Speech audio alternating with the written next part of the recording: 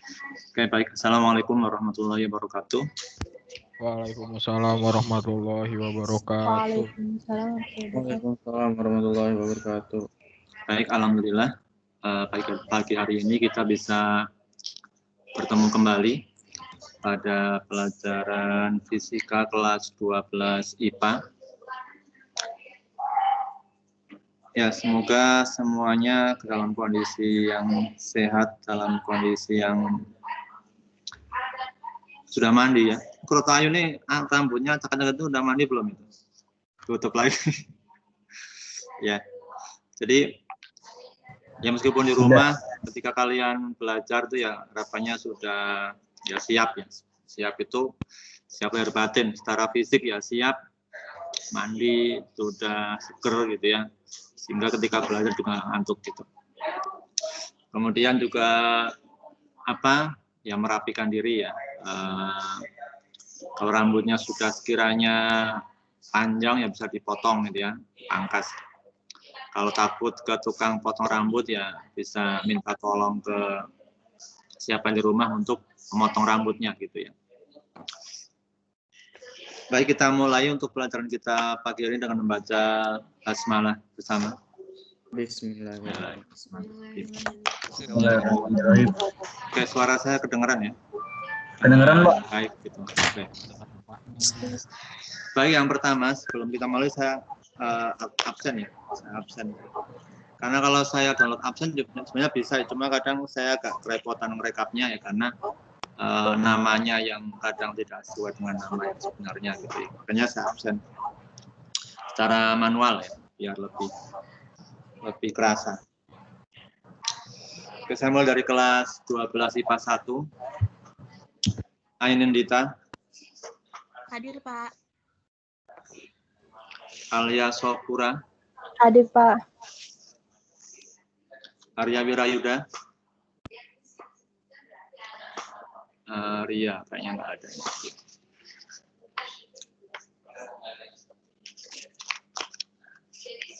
Atifah Kamila. Atifah. Ini Arya di sininya ada. Nggak bunyi tapi Arya ada.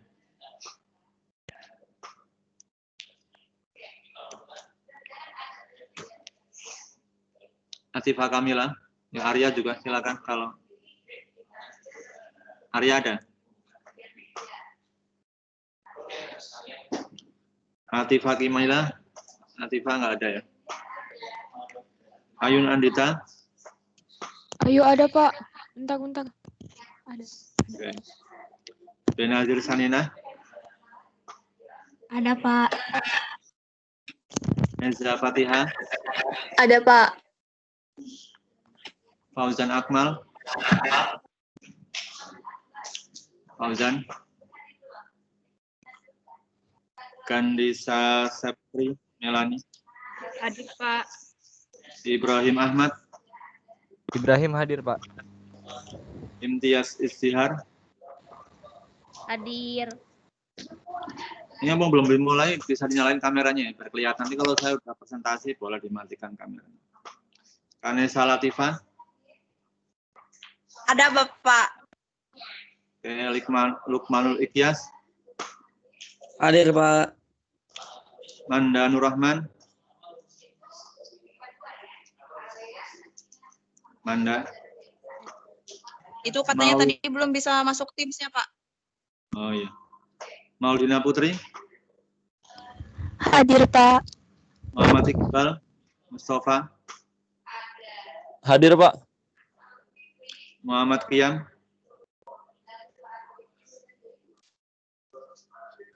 Muhammad Rizal. Hadir, Pak. Muhammad Fitra Ramadan. Fitra.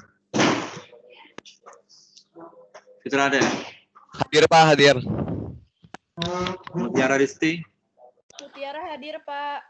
Nadia Maharani. Hadir, Pak. Nailah Kotrunada. Nailah ada. Rahma Aulia. Hadir, Pak. Sepia Wulandari.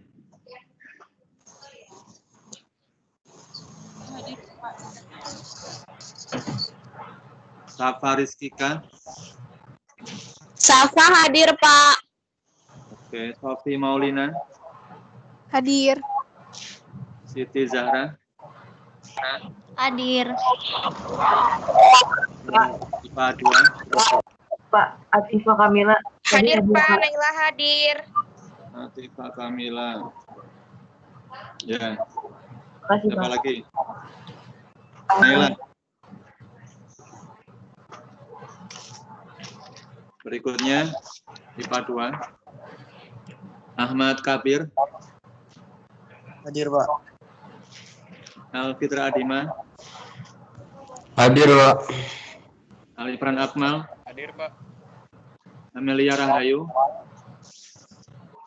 Hadir, Pak. Ananda Farhan. Hadir, Pak. Andre Amin. Ini Andre Amin itu nggak tahu selalu telat atau kenapa nih tiap di absen nggak pernah muncul. Asifa Nurul. Siapa hadir? Faila Hansa. Kaila hadir, Pak. Hilal Fauzan. Hadir, Pak. Hilal, Pak. Imra Aziza. Hadir, Pak. Irfan Maulana. Hadir, Pak. Ismail Hasmi. Hadir, Pak. Lutfi Danu. Hadir, Pak. Malik Ardian. Hadir, Pak. Mirsalina Wafa. Saya izin bikin KTP, Pak. Oh iya. Muhammad Atar.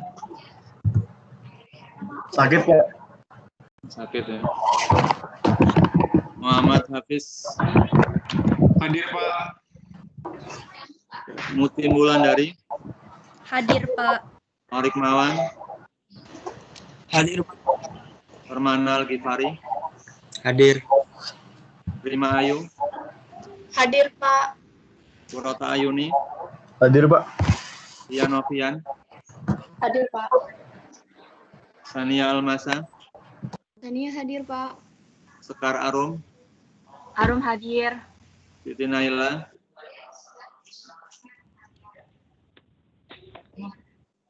Naila hadir, Pak. Oke.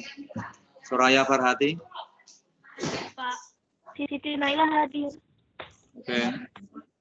Sarifah Hagia. Hadir, Pak. Oke. Berikutnya IPA 3. Adam Roman. Hadir, Pak.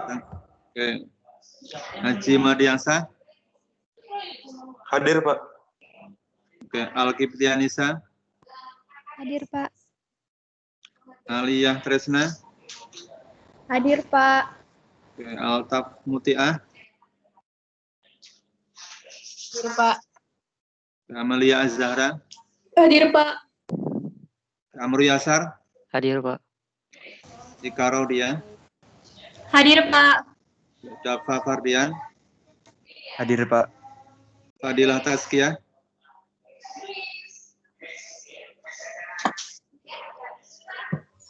Fadilah ada. Fadilah.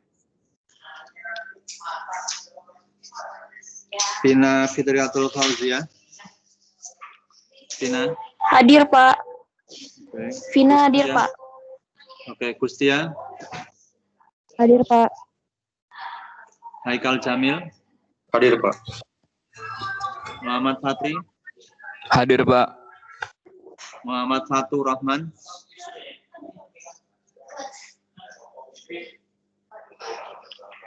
Nafha Aulia. Hadir, Bapak. Nanda Nurahim. Anda hadir, Pak. Oke, Putri Ayu. Putri hadir, Pak. Oke, Siti Mutifah. Hadir, Pak. Oke, Siti Nuraini. Siti Nuraini udah angkat tangan, Pak, tapi di dia nggak ada suaranya katanya. Oh iya. Sipa Aulia. Sipa. Tihanatian. Hadir, Pak. Wanda Ainun. Hadir, Pak. Wulandari, Hadir, Pak. Zahira Aulia, Hadir, Pak. Zahra Dwi Maharani. Hadir, Pak. Pak, permisi Pak. Ya, Muhammad Fatur Rahman ada di mic tapi dia mic-nya rusak kayaknya. oh ya. Oke, baik, terima kasih untuk kehadirannya ya. Meskipun 1-2 ya, yang sakit semoga segera cepat sembuh.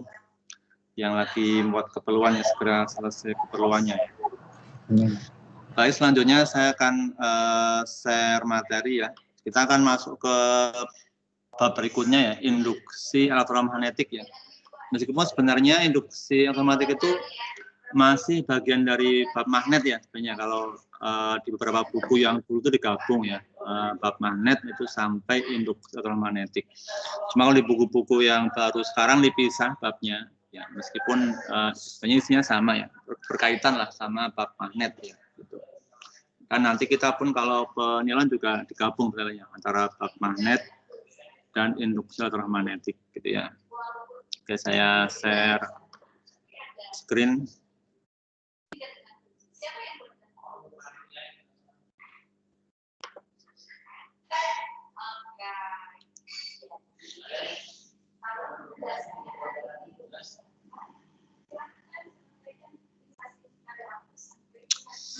Oke. Ya. Dari IPA 3 Siva dari toilet tadi. Belum Oh, Siva. Ya, oke. Tadi Fadilah belum ada ya? Pak. Tadi Ya. Fadila karena ada bermasalah gitu buat di mikrofonnya. Tapi dia udah angkat tangan tadi. Oke. Permisi, Manda udah hadir, Pak. Yang dari IPA 1 ya? Iya, Pak. Manda. Oke. Kalau Naila IPA 1 sama Fauzan? Belum ya? Naila hadir kan? Naila udah hadir tadi. Oh, Naila udah. Iya tadi. Oke. Fauzan Amal. Oke, nanti yang belum nyusul ya. Kalian juga tetap ngisi absen di itu ya, di channel kehadiran tetap diisi nanti. Baik, kita mulai ya untuk materi induksi elektromagnetik. Saya bersau.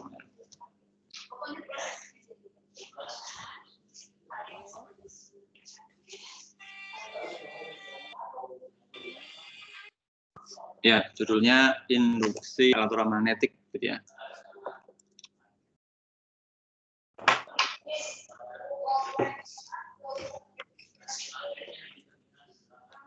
Nah, ini sebenarnya kalau kita bicara tentang tujuan kita belajar ini, ya. Jadi pertama kita akan memahami tentang konsep hukum Faraday ya. Mungkin kalian sudah membaca di buku tentang hukum Faraday, kemudian tentang Kegel induksi elektromagnetik, gitu ya. Kemudian bagaimana penerapan dari hukum Faraday untuk menganalisis gaya gerak listrik ya, atau Kegel induksi pada beberapa gejala elektromagnetik. Kemudian nanti kita memahami konsep hukum Lenz, kemudian memahami menganalisis hukum Lenz, ya. Kemudian menjelaskan induksi diri. Terakhir kita menjelaskan tentang aplikasi dari induksi elektromagnetik, gitu ya. Nah, kita mulai dari sebuah pertanyaan, gitu ya.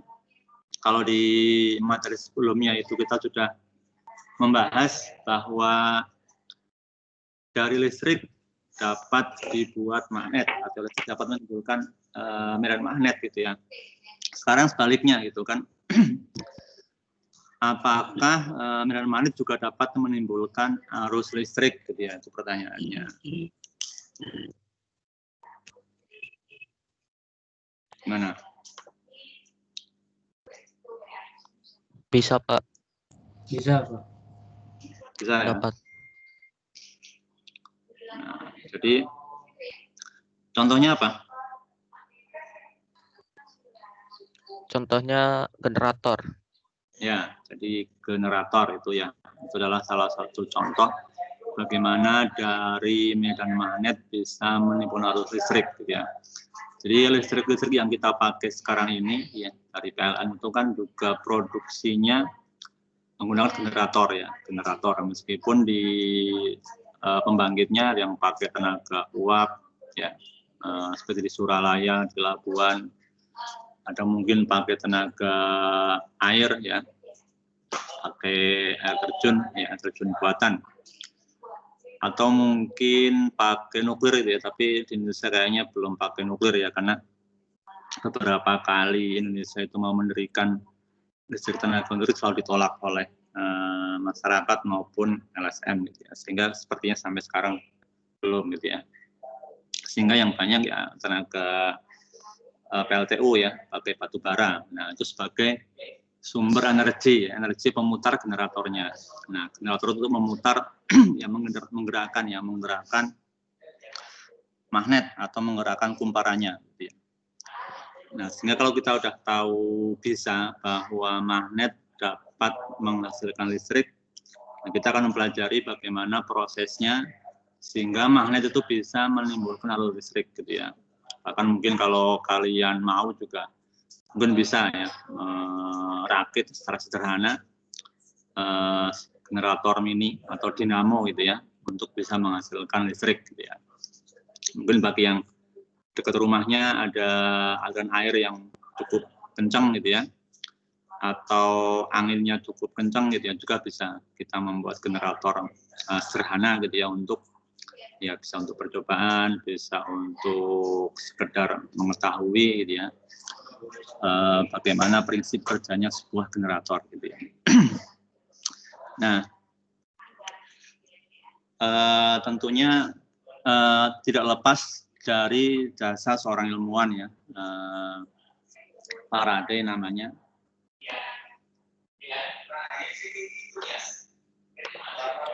Kita akan lihat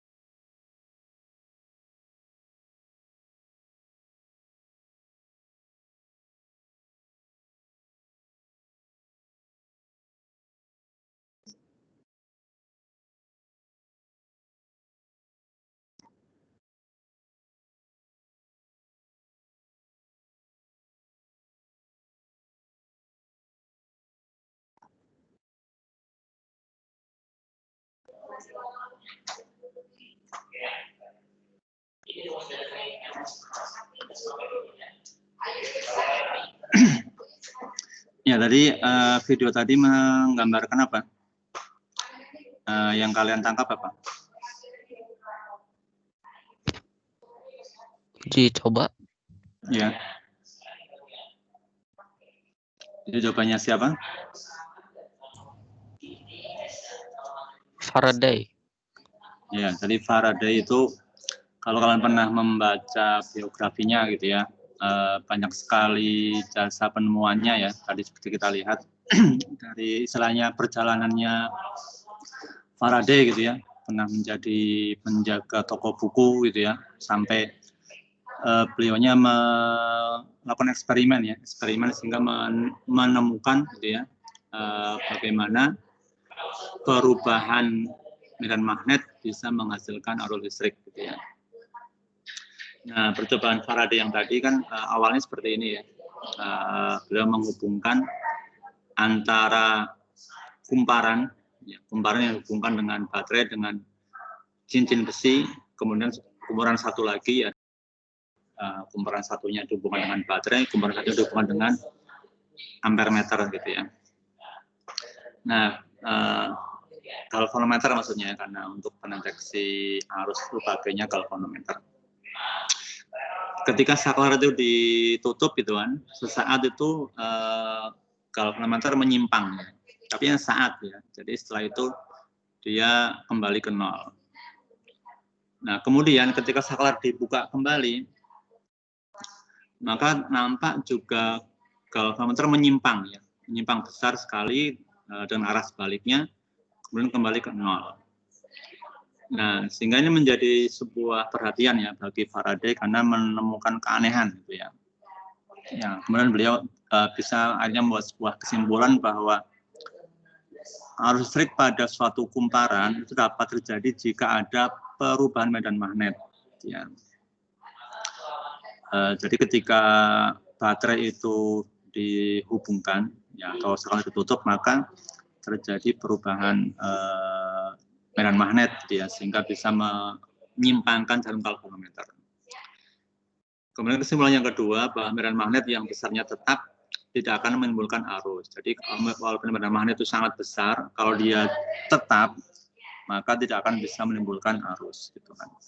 Nah, ini percobaan yang pertama. Tadi kan beliau melanjutkan dengan percobaan berikutnya ya.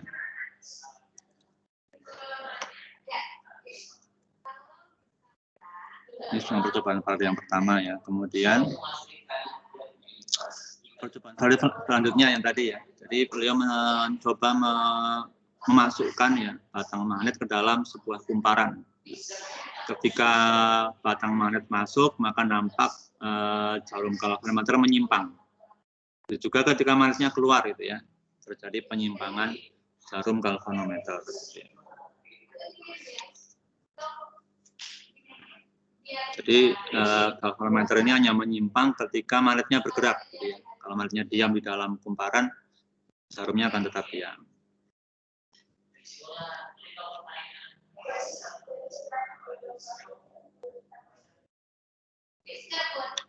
Nah, adanya penyimpangan ini menunjukkan bahwa di dalam kumparan mengalir arus listrik. Ya.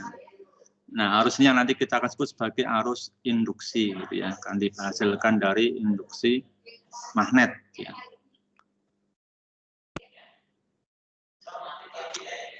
Nah, arus listrik ini timbul karena pada ujung-ujung kumparan timbul beda potensial.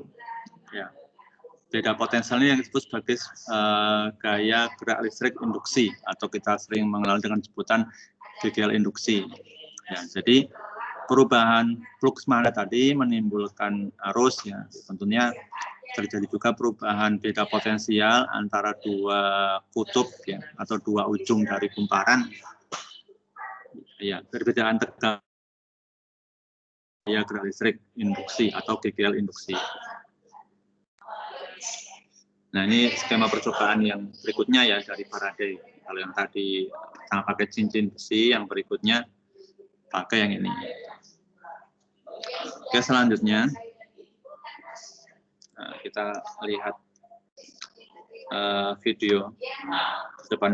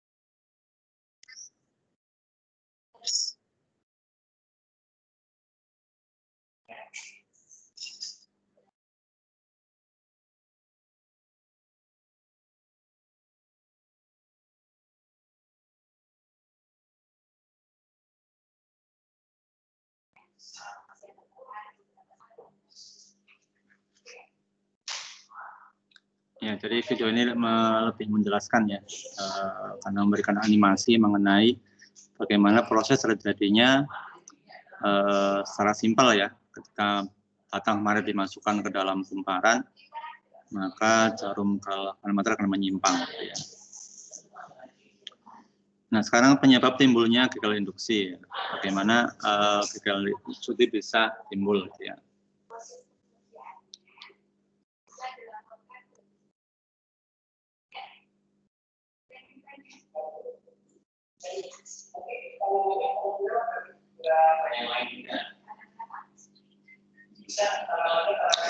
Nah, timbul gagal induksi itu karena adanya perubahan garis gaya magnet ya, garis gaya magnet yang memotong kumparan, gitu ya. Kalau dulu pas kita belajar sebelumnya kan tentang medan magnet ya, tentang gambar garis gaya magnet yang keluar dari kutub utara ya, masuk kutub selatan. Gitu.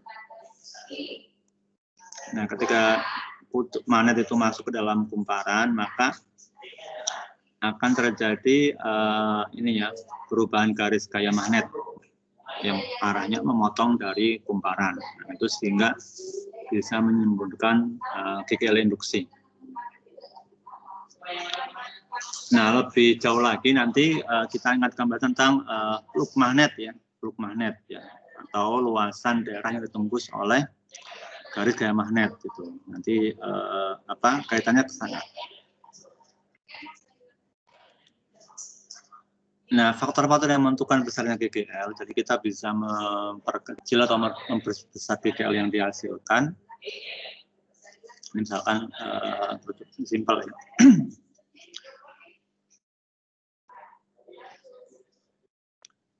Yang pertama banyak lilitan ya, banyak lilitan atau dalam kumparan itu akan mempengaruhi besarnya GGL. Semakin besar kumparannya, semakin banyak kumparannya akan semakin banyak daerah yang memotong medan magnetnya atau garis gaya magnet, maka akan semakin besar ya, semakin besar GGL induksi.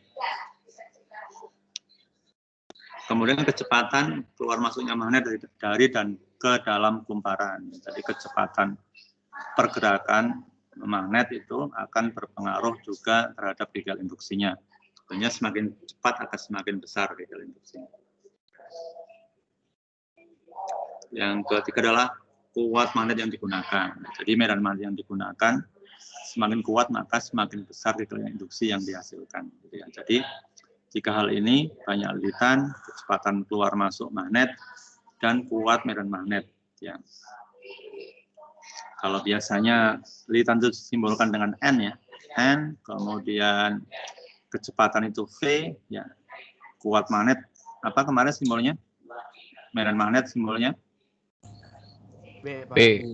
Ya, B. Maka di sini B yang berpengaruh ya, N, kemudian V, kemudian B ya. Nah, masih kelanjutannya hukum Faraday ya. Faraday menunjukkan bahwa fenomena alam yang selalu terjadi akibat perubahan flux magnet yang menembus suatu luas loop tertentu, fenomena ini disebut sebagai induksi elektromagnetik ya, ini hukum Faraday ya. Beliau menyatakan bahwa GGL listrik atau E yang terjadi, E itu sama dengan minus dP per dt ya, atau delta P per dt, atau delta perubahan flux magnet per waktu gitu ya.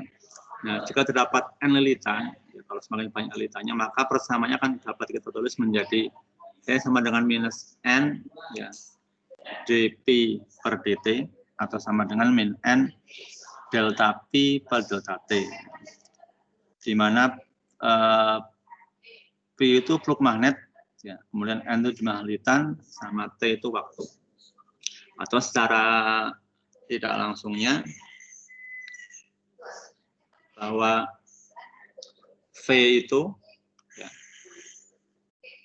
V sama dengan ini banyaknya lilitan, dibagi ya, banyak lilitan dikali laju perubahan fluxnya ya. Induksinya sama dengan kalau dijadikan rumus secara simpel adalah banyak lilitan dikali laju perubahan flux ya, perubahan flux per waktu. Nah, ini pernyataan dari hukum Faraday bahwa tegangan induksi yang dihasilkan itu bergantung tadi banyak lilitan sama medan magnet ya, sama kecepatannya. Nah, kecepatan sini berhubungan dengan laju ya, laju perubahan flux magnet. Nah, sebagai contoh misalkan sebuah kumparan berisi 3.000 lilitan ya, terjadi perubahan flux magnetik 1.500 Weber selama selang 2 sekon ya. Kita bisa menghitung besar dikali induksinya dengan E induksi sama dengan N kali delta P. Oke. Maka E sama dengan 3.000 kali 1.500 per 2 akan dapat tegangannya sekian gitu ya. Ini sebagai contoh. Oke, berikutnya kita menginjak hukum Lens ya. Hukum Lens. Besarnya GGL atau GGL listrik itu bergantung besarnya dengan kecepatan perubahan flux magnetik. Untuk memenuhi hukum keluaran energi, maka arah arus induksi dalam suatu loop atau kumparan sedemikian rupa sehingga menimbulkan medan magnet yang melawan penyebabnya. Medan yang melawan ini selanjutnya kita namakan sebagai medan Lens. Jadi kalau kita lihat dalam bentuk gambar seperti ini, dalam bentuk video dulu.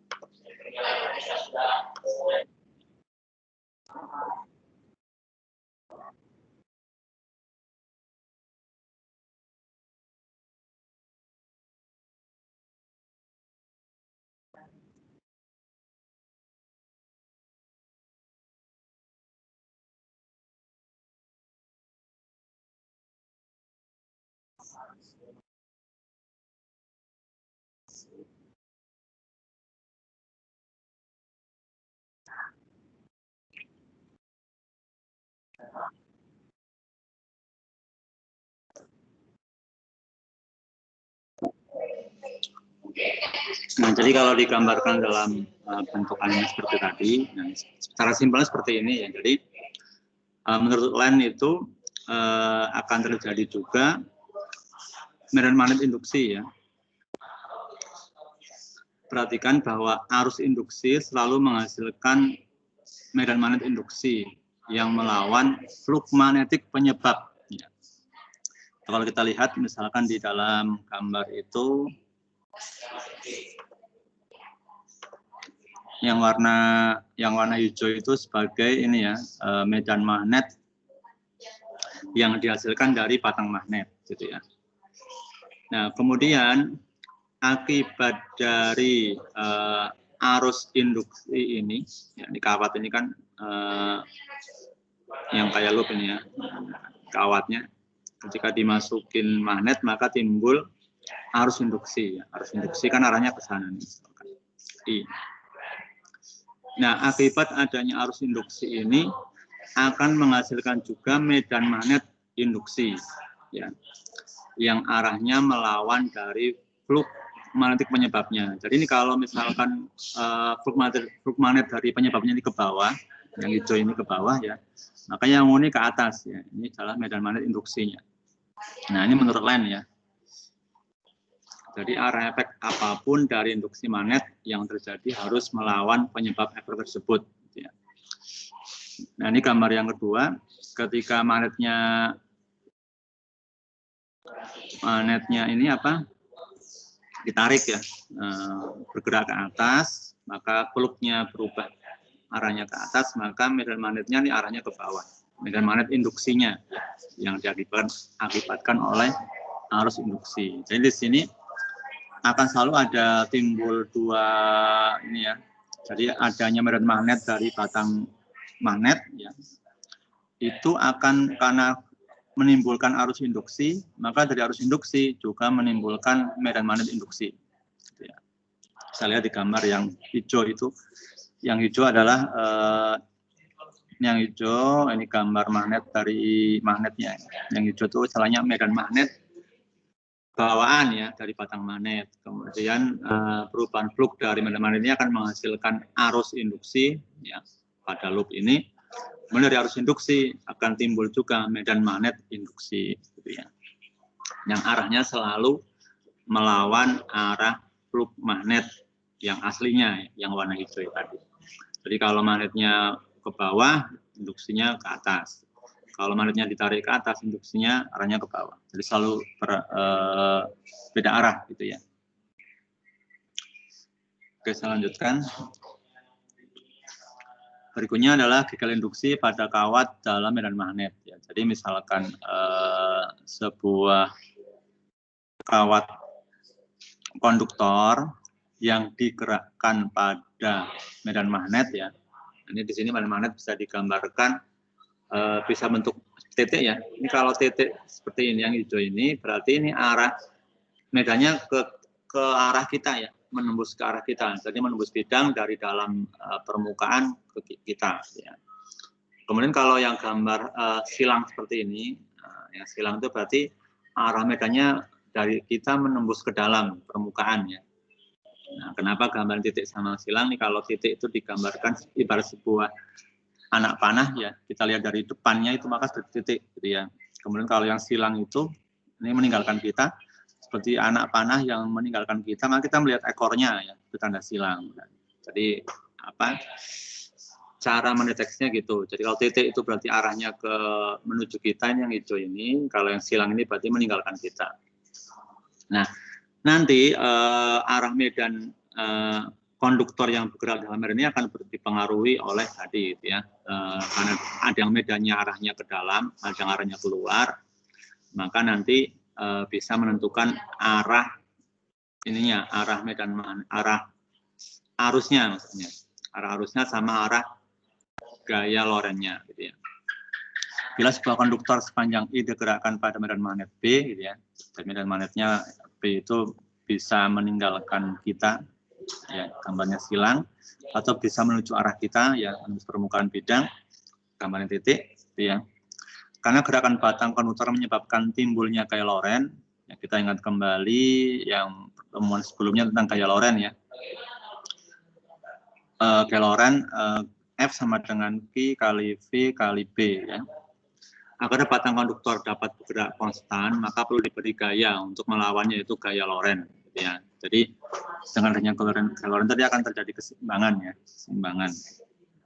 Nah, bila gayanya seimbang antara gaya listrik dan gaya magnet, ya, maka kita bisa membuat persamaan di sini.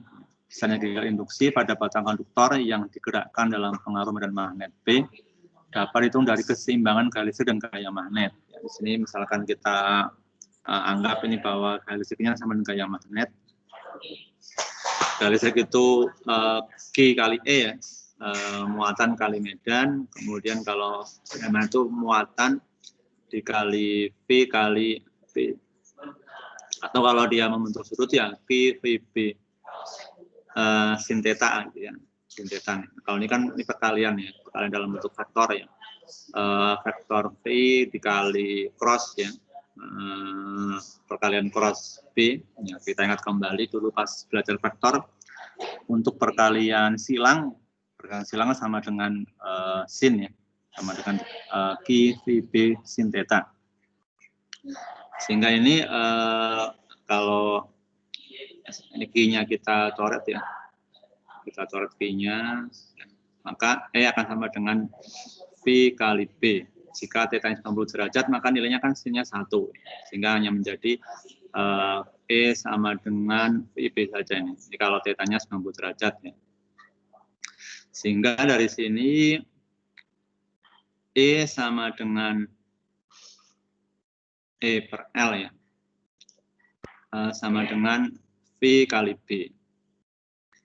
Sehingga kita dapat bahwa hasil induksinya itu GGL induksi E sama dengan VBL ya. Atau biasanya lebih mudahnya BLV. B-nya medan magnet, L-nya itu panjang konduktornya, V-nya itu kecepatan ya, kecepatan bergerak. Jadi konduktor yang digerakkan dalam medan magnet gitu ya. Itu juga akan menghasilkan GGL induksi ya.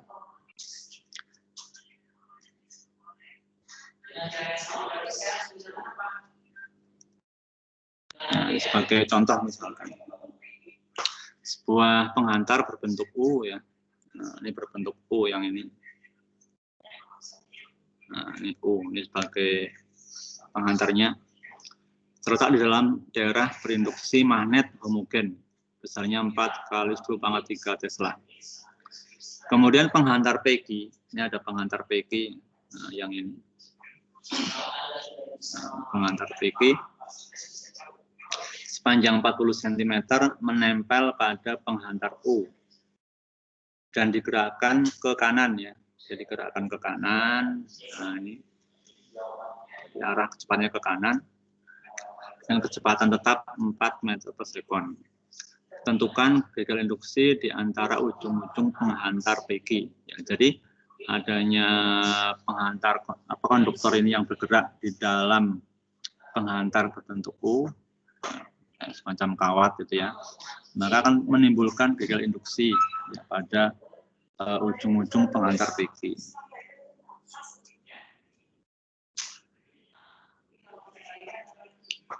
Nah, tinggal kita hitung berapa E-nya. Coba dihitung. Tadi rumus sebelumnya E sama dengan apa? Coba apa? BLV. Ya, BLV. BLV sin theta. Nah, ini kan sebelumnya 90 derajat ya, sehingga nilai sin-nya 1. Nah, tinggal kita masukin ini. 4 kali 10 pangkat 3 BLV. L-nya 0,4 ya. Sin-nya 4. Nah, 4 kali 4. Jadi 64 ya. 64 kali 10 pangkat 2 ya. 2. Ya. Gitu. Jadi ya memang untuk di medan magnet ini kebanyakan persamaan jadi ya. Ya seperti halnya kita belajar mekanika yang dulu harus ketika ada soal memikirkan menghitung rumusnya. Kalau ini kan enggak, artinya rumus sudah jadi. Oke, kita bisa menghitung medan GGL induksinya atau tegangan induksi GGL induksi sama dengan BLV, medan magnet kali panjang konduktornya dikali kecepatan geraknya. Akan dapat 64 kali 10 pangkat 2 volt, satunya volt. Oke, kita masuk ke bagian berikutnya, induktansi. Ya, induktansi. Yang pertama ada induktansi diri. Misalkan suatu arus AC dilewatkan pada solenoid ya, atau coil. Jadi kalau coil diberikan arus AC. Nah, arus yang berosilasi, ya karena arus AC itu kan kalau kita lihat grafiknya dia berupa grafik sinus ya. Itu akan menghasilkan medan magnet yang berisolasi juga. Ya. Medan magnet yang berisolasi berarti terjadi ini ya perubahan flux atau fluxnya berubah yang melewati solenoida. Ini akan menghasilkan suatu GGL baru, ya, di mana persamanya E sama dengan L, ya, DI per DT. Ini bukan yang ininya nih, ini I ya, arusnya. Kalau ini L. L kali DI per DT. DI itu kan kalau kalian masih ingat apa istilahnya turunan ya, D kan nanti biasanya nanti berubahnya jadi delta ya. Nah ini induktasi diri ya, E sama dengan L delta I per delta T. Konstanta L hanya bergantung pada sifat dari bahan ya, dimensinya dan jumlah lilitan dan lain-lain. L dikenal sebagai induktansi diri atau induktansi. Satu unitnya adalah Henry ya. Nah, kalau untuk solenoida nanti L-nya itu bisa dihitung dengan L sama dengan yang ini ya. N kuadrat kali L kali A kali mu 0. Untuk menghitung L-nya ya, induktansinya. Ini N-nya itu jumlah lilitan. Memang nanti N itu seringkali kita pakai huruf N besar ya, L sama dengan ini.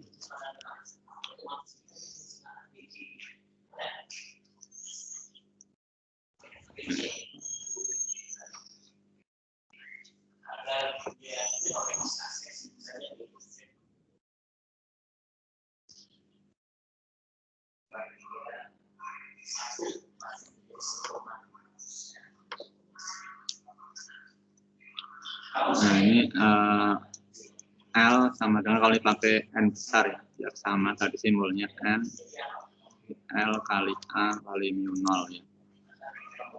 Mu 0 besarnya masih ingat kan dulu? Masih Pak. Pasal ngitung magnet ya. Besar mu 0. Oke, saya lanjutkan. Yang berikutnya terakhir ya, tentang aplikasi induktasi elektromagnetik. Yang pertama adalah gel induksi pada generator. Jadi pada generator terjadi gel induksi. Tadi yang arus induksi. Nah, kita mengenal generator ada dua, generator AC sama generator DC gitu ya. Yang kalau PLN kita pakai itu AC ya. DC itu kalau yang biasanya generator pada dinamo ya. Mungkin kalau dulu ada dinamo sepeda itu dia pakai yang DC. Generator merupakan suatu sistem yang berfungsi mengubah tenaga mekanik menjadi tenaga listrik ya. Jadi dengan generator tadi bisa mengubah tenaga mekanik menjadi tenaga listrik. Di dalam generator ada dua bagian, ada rotor, ada stator. Jadi yang bagian dalam yang berputar namanya rotor, yang di luar yang diam adalah stator. Nah, ini kalau kita lihat itu di situ ada perbedaannya antara generator AC dengan generator DC gitu ya. Yang sebelah kanan yang DC ya. Kita lihat ini kutub magnetnya ada di luar ya. Ini kutub magnet utara selatannya nih utara ya. NN nih S sama S ya kutub selatan ya. Ini kalau sekarang kalau pada yang AC ini yang generator AC, maka magnetnya di dalam. Jadi yang bergerak adalah magnet yang diputar. Ya. Nih, kan dia berputar di dalamnya.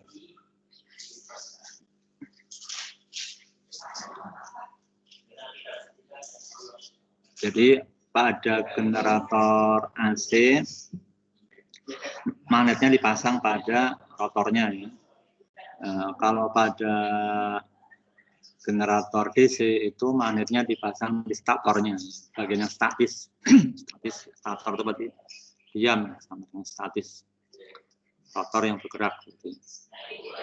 Nah, ini perbedaan secara skema antara yang menghasilkan arus AC dengan arus DC.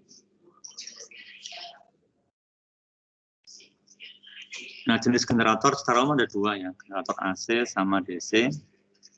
Kalau AC itu menghasilkan arus bolak-balik, generator di mana tegangan yang dihasilkan atau tegangan outputnya berupa tegangan bolak-balik. Ya. Kalau yang DC yang menghasilkan arus yang searah, ya. Karena tegangan outputnya berupa tegangan yang searah. Nah, di dalam sistemnya ada penyarah ya, yang dilakukan bisa berupa oleh komutator atau menggunakan diode. Karena kalau belum masuk ini ya, nanti baru bab setelah ini kita bahas mengenai listrik AC gitu ya, listrik AC. Nah, ini pada generator ya, generator sederhana yang AC ya. Nah, ini sesuai dengan kaidah tadi hukum Faraday, maka jika kumparan N berputar dalam flux magnet, maka medan magnet yang berubah adalah ini menghasilkan tegangan induksi ya, tegangan induksi V sama dengan N dP per dt atau bisa juga delta P per dt. Nah, jika luas kumparan A, ya, jadi kalau kumparannya luasnya A berputar dalam medan magnet B dengan sudut theta terhadap medan, maka flux magnetnya akan sebesar ini BA cos theta. Ini rumus flux ya, sudah dibahas di awal bab sebelumnya ya. Flux magnet BA cos theta, B-nya medan magnet, A-nya luas ya, luas bidang yang ditembus, cos-nya itu sudut antara medan magnet dengan luas permukaan. Sehingga laju perubahan flux itu bisa kita tentukan dari dP per dt ini sama dengan BA turunan dari sin ya, dari sin theta per dt.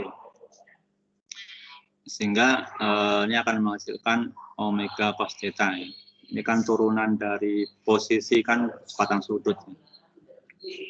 Nah, d theta per dt kan posisi ya, posisi untuk gerak melingkar ya, posisi sudut. Posisi sudut kalau diturunkan menjadi kecepatan sudutnya omega. Sehingga hasil persamaan akhirnya akan diperoleh seperti ini.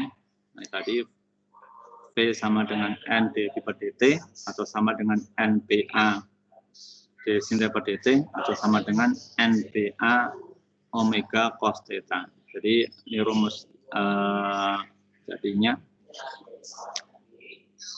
untuk generator itu GGL induksinya sama dengan jumlah lilitan kali medan magnet kali luasnya kali kecepatan sudutnya dikali cos theta. Ini untuk generator ya, generator AC. Nah, kenapa di dalam ada cos theta-nya itu ya? Nah, tadi adanya cos theta kan menghasilkan nanti tegangannya berupa ini grafik. Jadi kalau tegangan arus AC kan nanti kalau digambarkan ya gitu ya. Kayak grafik cosinus gitu ya. Nanti akan dibahas ini lebih lanjut di bab berikutnya ya, ketika kita belajar mengenai arus AC, mengenai bagaimana grafik arus, grafik tegangan AC gitu ya. Ini hanya menyinggung sekilas. Terakhir, trafo ya, jadi penerapan dari induksi elektromagnetik selain generator juga pada trafo. Nah, kalau kita lihat pada trafo itu ada dua bagian ya. Ada bagian primer, ya, ada bagian sekunder. Jadi ini bagian primer ini bagian primer ya. Bagian primer itu di mana tekanan AC masuk ya, tekanan AC masuk. Nah, sebenarnya antara kumparan satu, ya, kumparan primer dan kumparan sekunder ini tidak ada ini ya, tidak ada kabel penghubung ya, hanya dihubungkan oleh ini inti besi ini. Nah, sehingga proses terjadinya perpindahan ya, arus maupun tegangan dari primer ke sekunder itu karena adanya induksi di sini, ya, induksi. Makanya ini merupakan bagian dari aplikasi dari induksi elektromagnetik. Ya.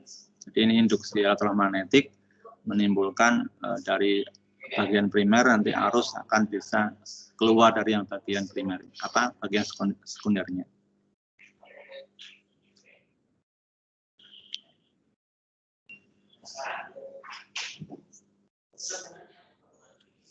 Nah, ini kan di SMP sudah ya, jadi trafo itu kan sudah. Jadi kalau kita ingat kembali kan sebenarnya persamaan simpelnya perbandingan lilitan primer dibanding perbandingan lilitan sekunder nanti akan sama dengan perbandingan tegangan primer dibanding tegangan sekunder, gitu ya, dari sini. Nah, ini akan bisa nanti kalau dirubah akan menghasilkan rumus ini ya. V sekunder sama dengan NS per NP kali V primer. Ataupun sebaliknya, kalau kita mau nyari V primer ya, V primer sama dengan NP per NS dikali VS, gitu ya. Tinggal kita bolak-balik, gitu ya. Lanjutannya tentang ini ya, daya pada transformator. Untuk trafo yang ideal itu sebenarnya daya sekundernya akan sama dengan daya primernya. Cuma itu tidak terjadi, gitu ya. Nanti ada istilah efisiensi dari trafo.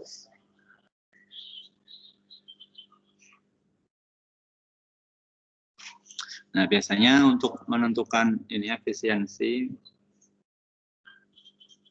ya, karena emang ini ideal tuh tidak mungkin terjadi, gitu ya, maka ada istilahnya efisiensi transformator.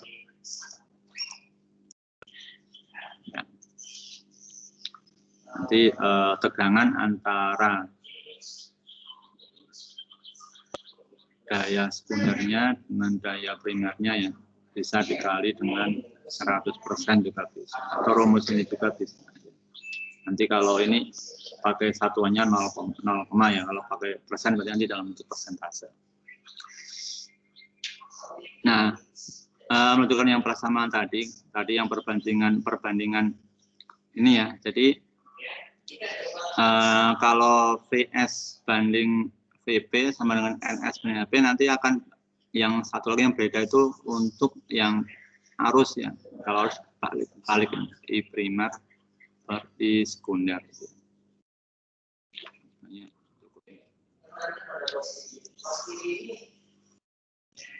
I primer per I sekunder. Yang beda yang arus ya. Ini kan VS per VP sama dengan NS per NP sama dengan bukan IS per IP tapi IP per IS. Jadi arusnya sebaliknya rumusnya, gitu ya. V tegangan, N itu jumlah lilitan ya. Ini kita hapus tadi rumus efisiensinya. Efisiensi P sekunder per P primer. Oke, sepertinya sudah habis. Kalau mau ada yang ditanyakan, disilakan. Saya kembali dulu ke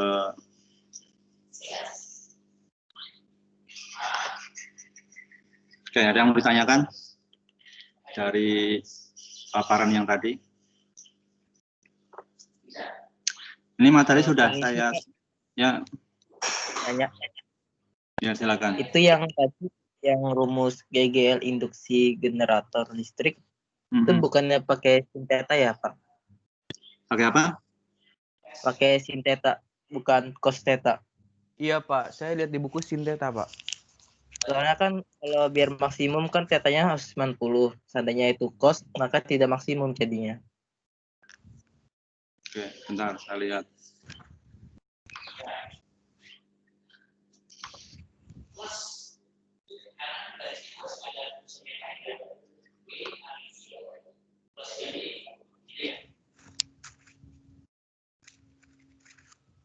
Yang generator ya. Yang ini.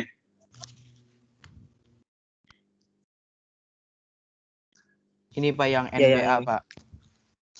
NBA omega cos theta.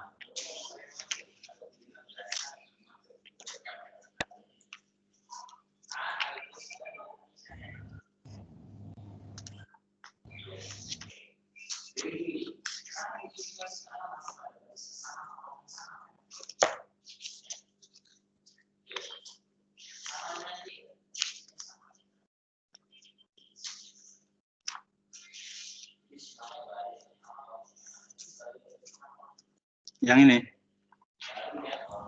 NBA W sin theta. Iya Pak, harusnya sin.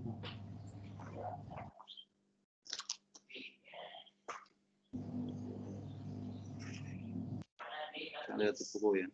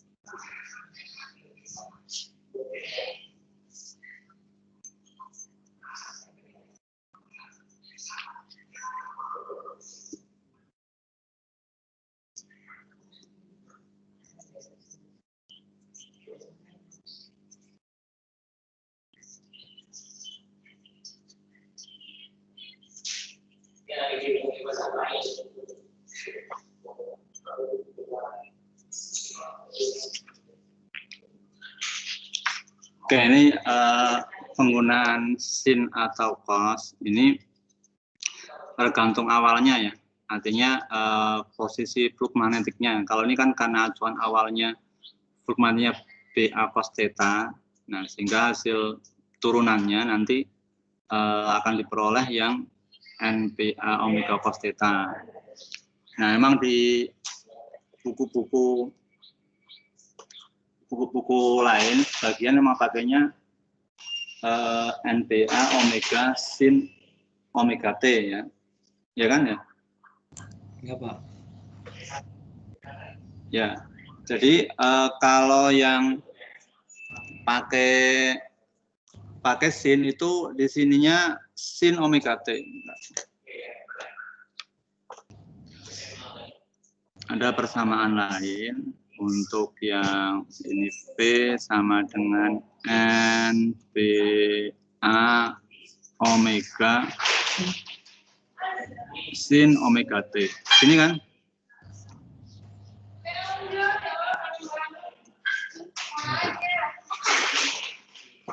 Jadi kalau yang pakai sin itu surutnya omega T ya. Kalau yang pakai cos ini cos theta. Gitu.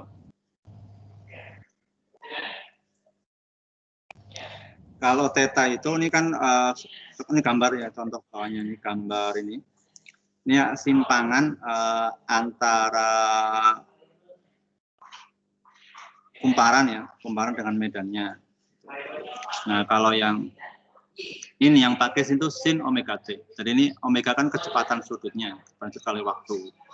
Sehingga kalau nanti di dalam soal itu tidak ada waktu, ya, tidak ada waktu, ini kan pakai waktu omega T. Pakainya hanya sudut yang dibentuk antara kumparan dengan medan magnetnya, ya pakainya yang cos omega T, cos theta gitu ya. Jadi ini rumus agak beda sedikit ya. Nah, ini V sama dengan NBA omega cos cos theta, kalau yang pakai sin tuh kalau NPK omega sin omega T. Nah, ini kalau nggak usah bingung nih, kalau kita ingat kembali seperti ini, seperti halnya persamaan gerak harmonis sederhana dulu ya. Gerak harmonis sederhana itu tergantung posisi awalnya ya. Posisinya ada yang pakai A sin omega T, ya. Ada yang pakai A cos omega T. Nah, itu yang akan berpengaruh. Jadi nanti juga ini tergantung nanti misalkan kalau lihat konteks soal ya, apa pakai sin atau pakai cos, tergantung nih sudutnya. Ya. Kalau ini pakai sudut nih, theta sudut ya. Theta berarti kan posisi nih, posisi sudut. Kalau ini kan omega itu berarti kan kecepatan. Ya, kecepatan. Kan kalau nih ingat kembali turunan dari posisi itu kan kecepatan ya. Nah, saya ingat kembali nih. Misalkan kalau ini konteksnya berbeda ya. Saya ingatin dulu pada gerak harmonis sederhana kan, misalkan posisi itu Y sama dengan A sin omega T gitu ya.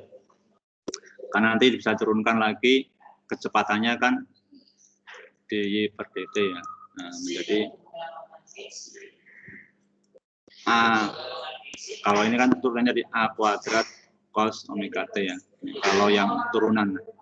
Karena ini pakainya posisi, ya, posisi kan theta kan posisi ya. Kalau ini kan pakainya omega.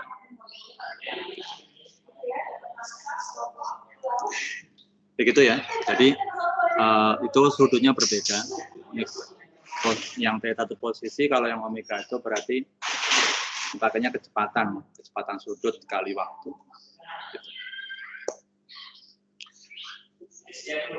Nanti ada lagi. Memang ini kalau di buku-buku kita jarang disebut yang ini ya, NPK, NPA, W cos theta ini. Ini kebetulan saya presentasi ini ngambil dari buku dari luar nih ya, makanya dia pakainya ini. Nah, kalau yang di buku-buku kita kebanyakan pakainya NPA, W sin omega T. Gitu.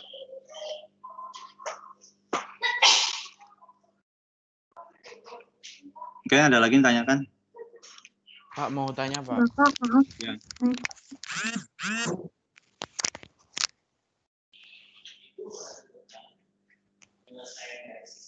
Ya. Pak, di yang tadi efisiensi itu kan PS per PP ya Pak ya? Ya. Itu P-nya itu daya Pak? Daya. Oh daya. Ini ada lagi.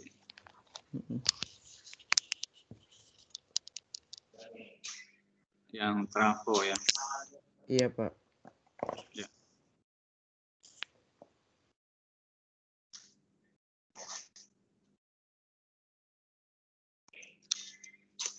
Ini ya, PS per PP kan. Nanti bisa diuraikan lagi menjadi, masih ingat rumus P itu apa?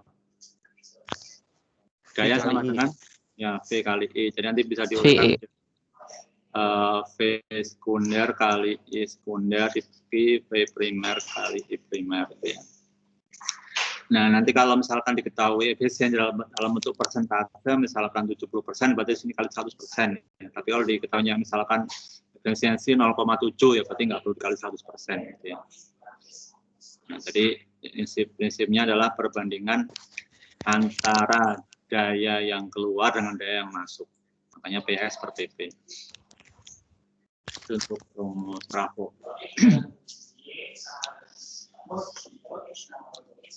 Oke, ada lagi yang tanyakan? Bapak, saya mau nanya. Ya.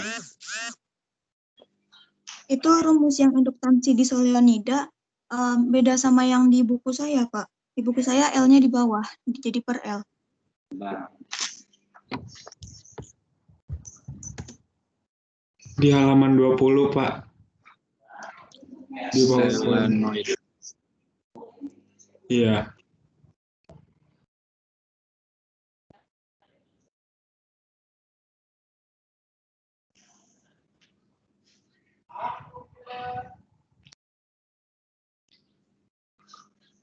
Yang mana ya?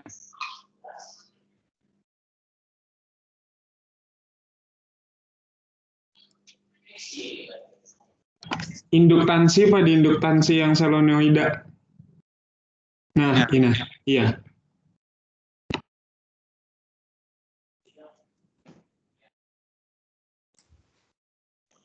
Yang Ya. bawah itu, Pak. Iya, Yang ini Pak. nih. Iya, kalau di buku saya L-nya di bawah. Jadi mu0 N kuadrat A per L, Pak. mu0 N kuadrat kali A per L ya. Oke, saya lihat di buku. Iya, Pak. Induktansi dirinya.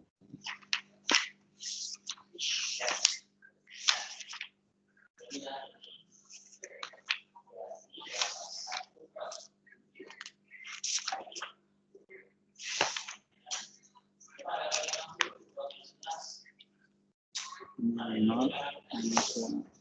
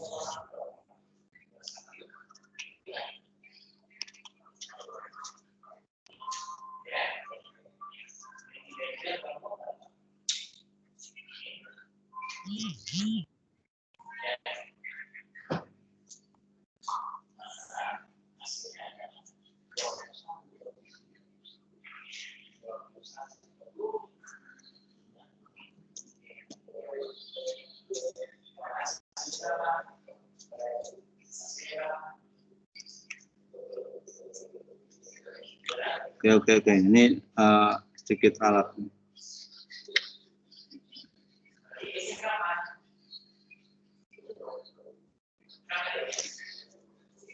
Jadi ini tadi kan pakai N kecil ya. Saya tulis di sebelah sini. Jadi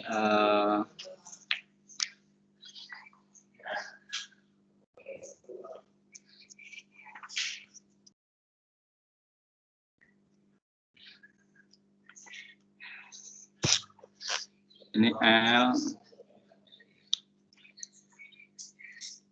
sama dengan N kuadrat L A mu0 ya. Nah, tadi saya jelaskannya kurang jelas. Sebenarnya ini N itu sama dengan N per L ya. Kuadrat kali A kali L ya. mu0.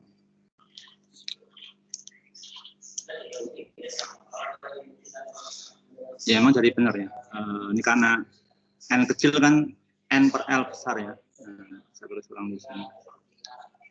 N per L kuadrat kali L kali A kali mu0.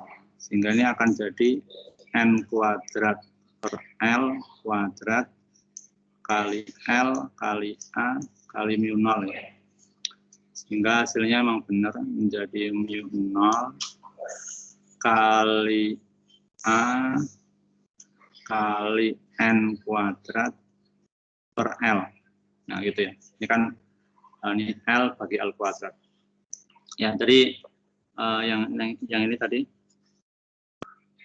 yang ini yang salah. Nah kalau ini benar nih, L sama dengan N kecil kuadrat kali L kali A per mu0. N kecil sendiri sama dengan N besar dibagi L. Ya. Nanti, Oke, Pak. Kalau N kecil itu artinya apa, Pak? Hah? N kecil itu sebagai apa? N kecil itu kalau N besar kan nanti jumlah kumparan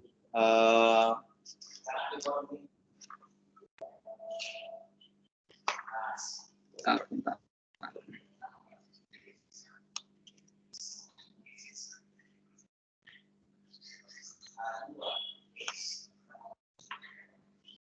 Pak izin menjawab. Ya. Kayaknya kalau N kecil itu banyaknya lilitan dalam satuan panjang. Kalau N besar jumlah lilitan seluruhnya. Ya, N kecil jumlah lilitan persatuan panjang ya. Makanya dia jumlah lilitan N per L kan. Nah, gitu. Makanya kalau yang sudah apa nih L kan panjangnya ya, makanya kita uraikan menjadi N besar per L kuadratkan. Nah, tadi yang di sini kan pakai N kecil nih. N kecil L kali luas kali mu0. Kalau N kecilnya sudah diuraikan menjadi jumlah lilitan per panjang ya, jadi L-nya akan dikeluar di bawah ya, N kuadrat mu0 kali A kali N kuadrat per L. Jadi baik itu rumus ini maupun rumus di buku ya sama sebenarnya gitu ya. Oke, udah jelas ya? Iya, terima kasih Pak. Ya, sama-sama. Oke, ada pertanyaan?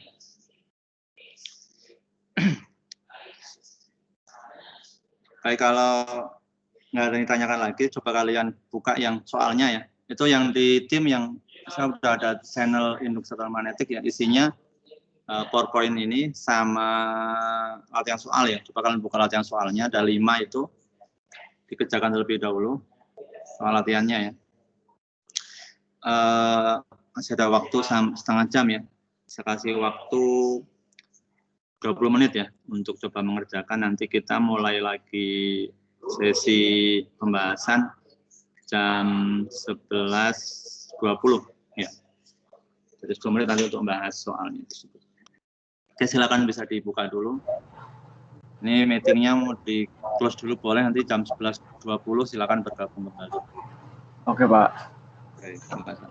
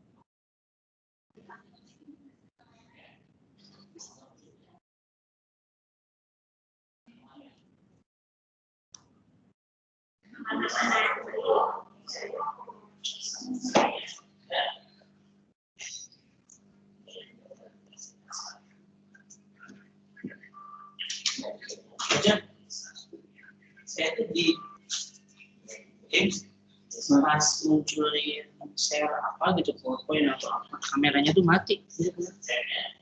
Makanya terus kemarin tuh banyak yang error tuh nggak bisa open mic sama open kamera yang lain tuh.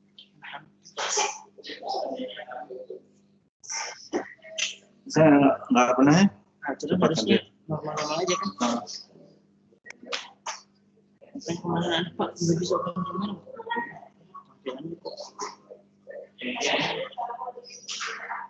Saya PowerPoint biasa kan?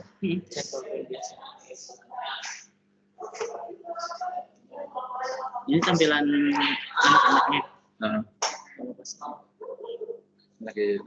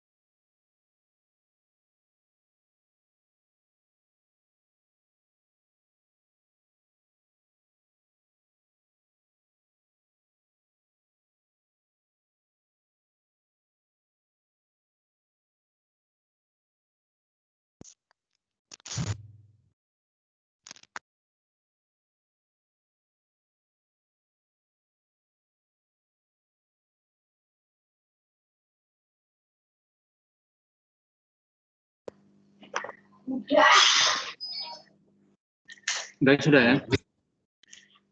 Kita lanjutkan. Nunggu dulu, masih padat, belum gabung lagi. Tinggal 24 orang.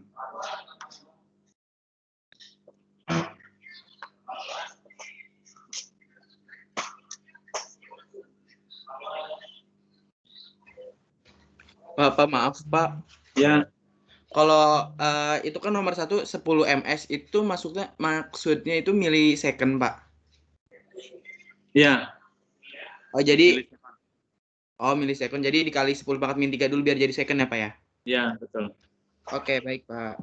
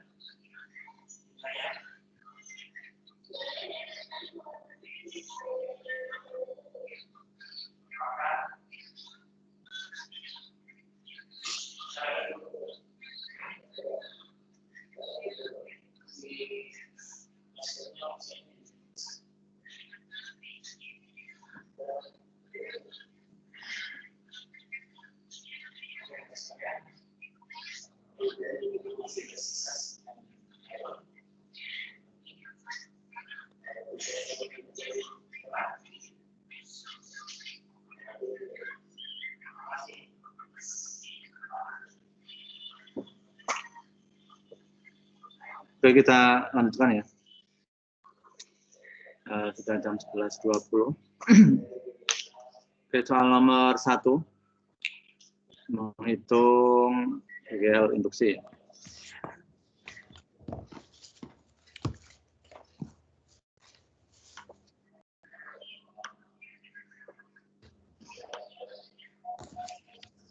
GGL induksi pada pembaran. Nomor 1 berapa hasilnya?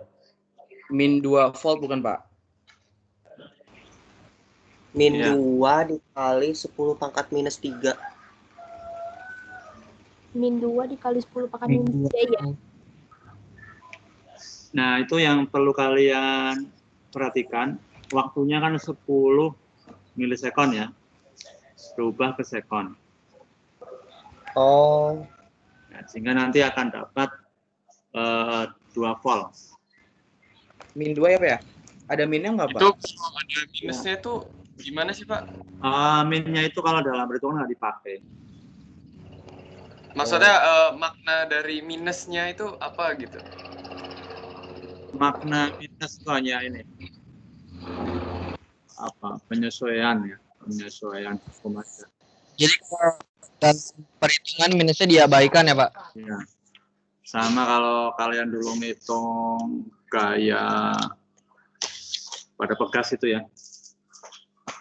Kan minusnya juga nggak dihitung. Itu. Yang min KX itu. Ya. Oke, Oke, jadi nomor 1 hasilnya 2 volt ya. Setelah tadi mungkin salahnya di milisekonnya itu ya. Nah, ubah ke sekon. Oke, berikutnya nomor 2.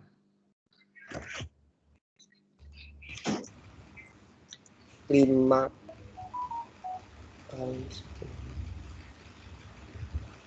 Berapa volt? 0,4. 0,4. Ya 0,4 volt ya. 0,4 volt. Ya 0,4 volt. Oke, berikutnya nomor 3. 0,3 ampere. 0,3 ampere. Ya, Iya sama. 0,3 ampere ya. Jadi pertama dihitung dulu tegangannya ya. Tegangan GGL-nya dapat 0,6 volt ya. Kemudian baru arusnya 0,6 dibagi 2, 0,3 ampere.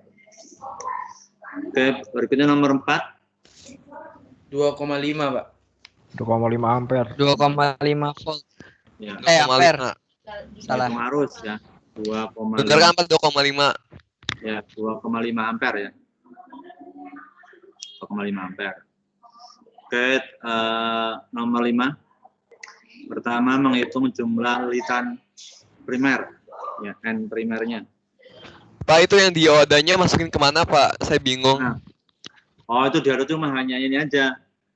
Jadi yang mengubah dari AC ke DC di sini pakai diode gitu ya, karena dalam trafo itu ada diode yang untuk penyiaran namanya, kan itu inputnya AC ya. Nah, dia nanti outputnya kan DC. Nah, itu yang mengubah dari AC ke DC itu diode. Gitu. Oh, berarti Gitu ya? berarti yang dimasukin yang 220,9-nya aja, Pak. Yang atas. Ya, jadi input V primernya 0, V sekundernya adalah 9 volt. Iya. Gitu ya.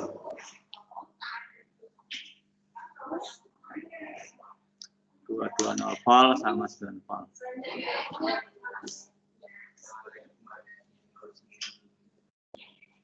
Oke, jadi lilitan primernya berapa? 2.200 bukan, Pak?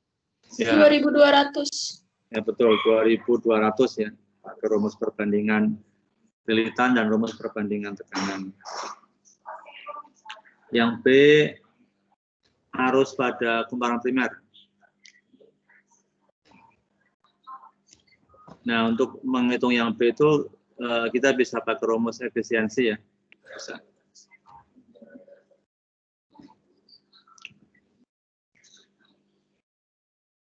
Efisiensi sama dengan 6,6 ya, Pak. di primernya.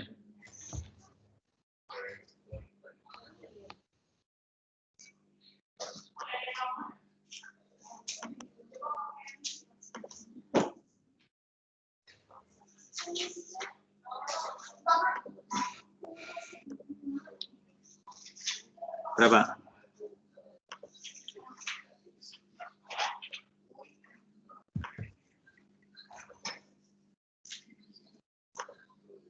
Bisa kita hitung ya.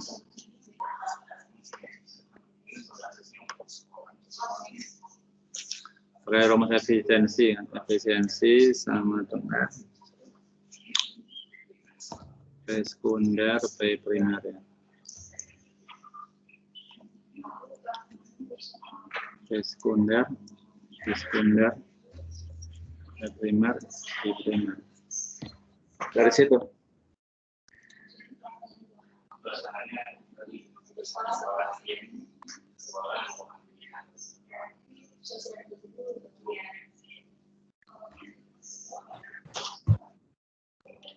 Nah, itu kalau efisiensinya pakai 80% berarti ini dikali 100% ya. Tapi kalau misalkan langsung pakai 0,8 misalkan di sini 0,8 maka tidak perlu dikali 100%. Gitu ya.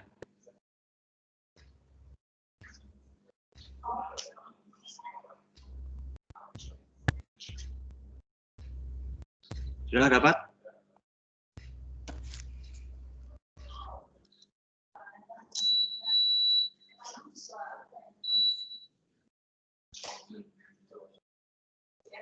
Berapa?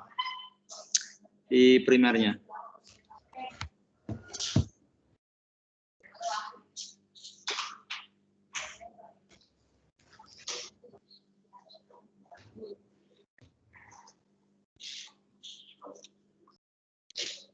Kan V sekundernya udah ada, I sekundernya udah ada.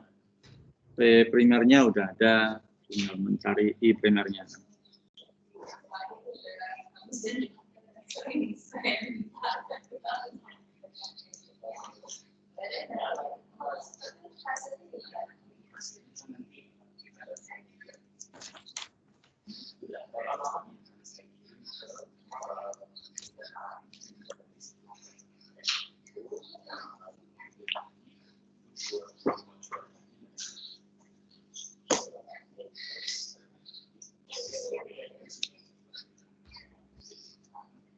Sudah dapat?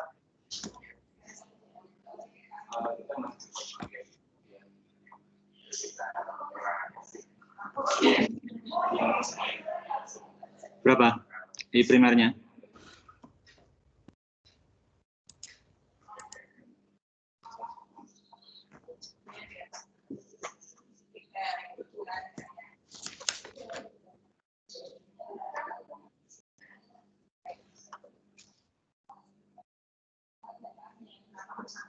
Saya bilang gitu, masuk dari kamu belajar dari kelas 1, saya bilang itu nggak pernah belajar di siapa.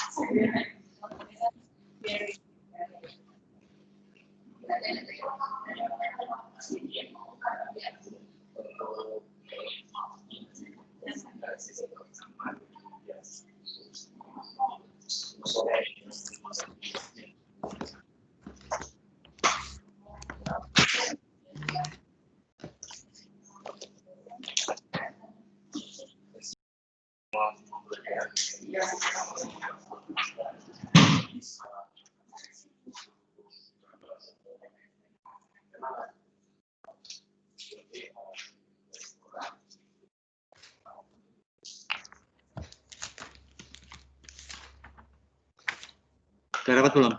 I primernya 0, berapa? 0,16. 0,16. Bukan, Pak. Ntar dulu. 0,2.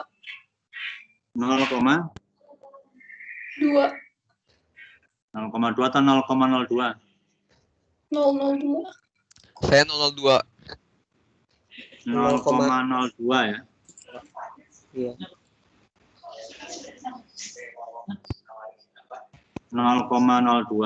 Kalau hitung lebih 0,02 sekian gitu ya. Nanti kalau kita potong 2 angka ya 0,02.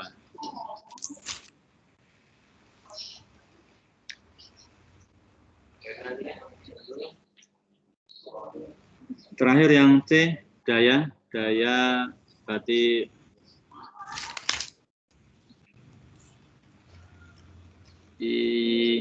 I primer kali V primernya. IP kali VP.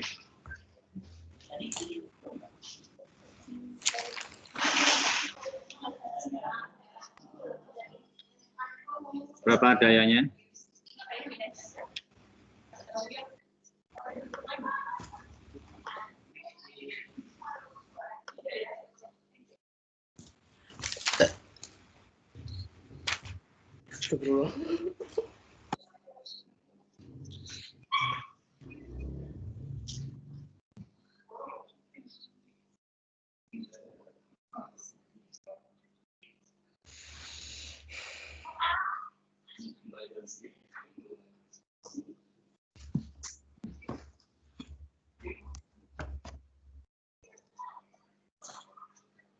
Berapa?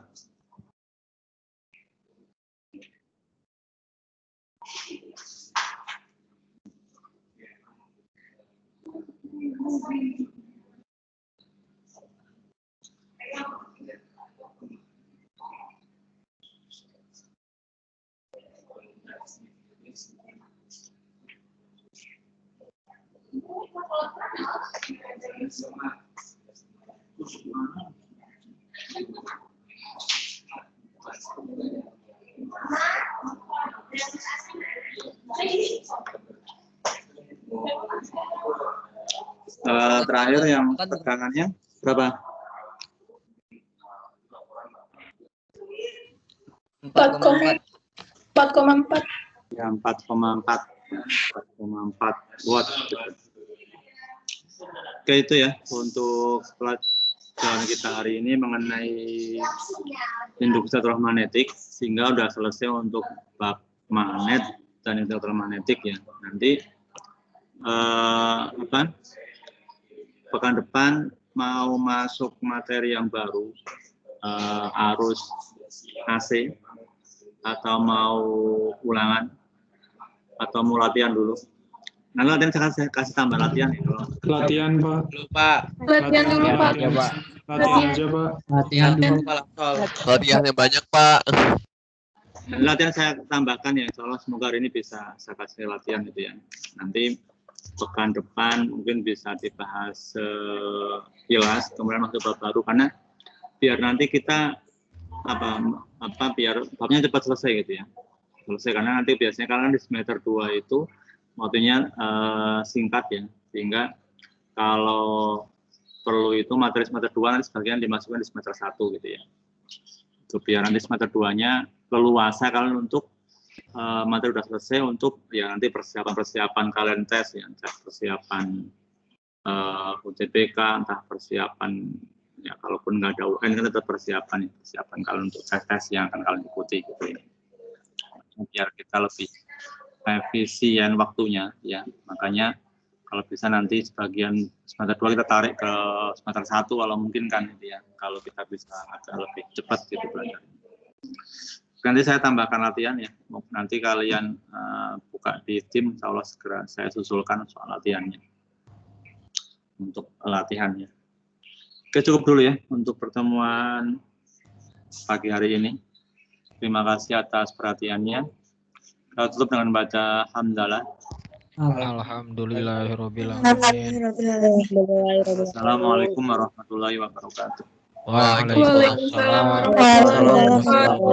Terima kasih, Pak. Terima kasih, Pak. Terima kasih, Pak. Terima kasih, Pak. Terima kasih kembali. Izin keluar ya, Pak. Ya, silakan. Makasih, Pak. Izin